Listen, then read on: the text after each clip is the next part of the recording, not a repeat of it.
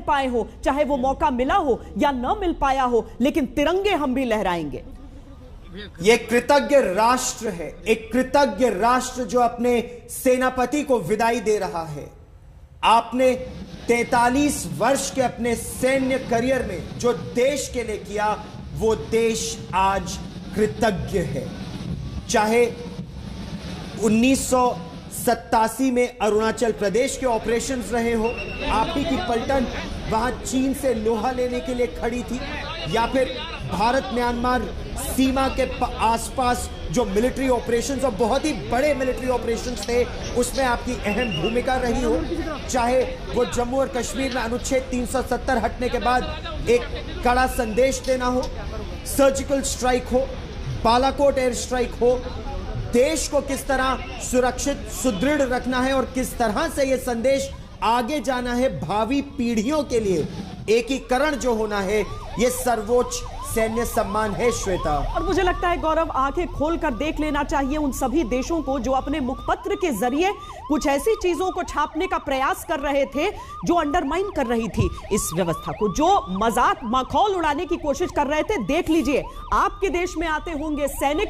जबरदस्ती सेना में, लेकिन हमारे देश में एक एक योद्धा आता है ये चुनकर कि वो देश की सेवा करना चाहता है। अगर देश के सेनापति को देखने के लिए अंतिम अपना सम्मान पेश करने के लिए देश इस तरीके से उमड़ आता है सड़कों पर, आगे बढ़ने में जहां पर दिक्कत हो जाती है उस सैन्य काफिले को, तो उस देश की शक्ति को समझिए।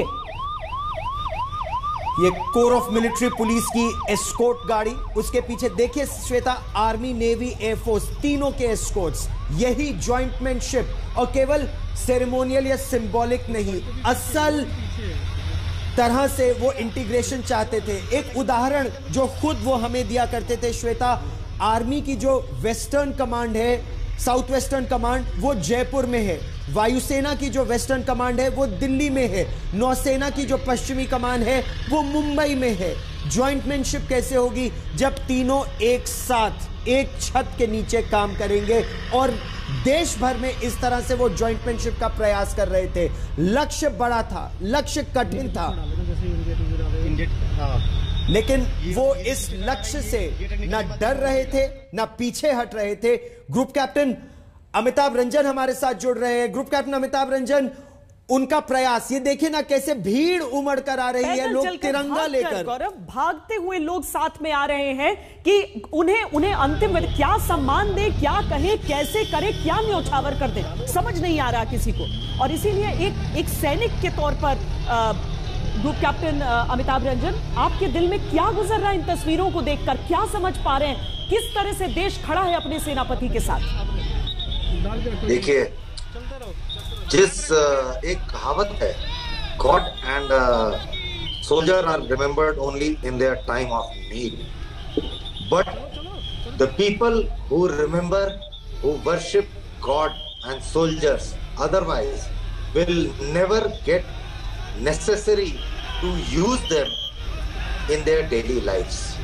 अब उसको मैं विस्तार से ऐसे समझाऊंगा कि भगवान को और सिपाही को हम अपने सिर्फ तकलीफ की घड़ी में याद करते हैं, लेकिन जो लोग भगवान को और सिपाही को अपने हर रोजमर्रा की जिंदगी में सर्वोपरि रखते हैं, उस देश पर, उन लोगों पर कभी खतरा नहीं आ सकता है। ये जो सैलाब है ये इसी को इंगित करता है कि हमारे देश में भगवान की और सिपाही की निरंतर पूजा की जाती है, जिसके कारण इस देश पर हमने खतरा कभी आने ही नहीं दिया।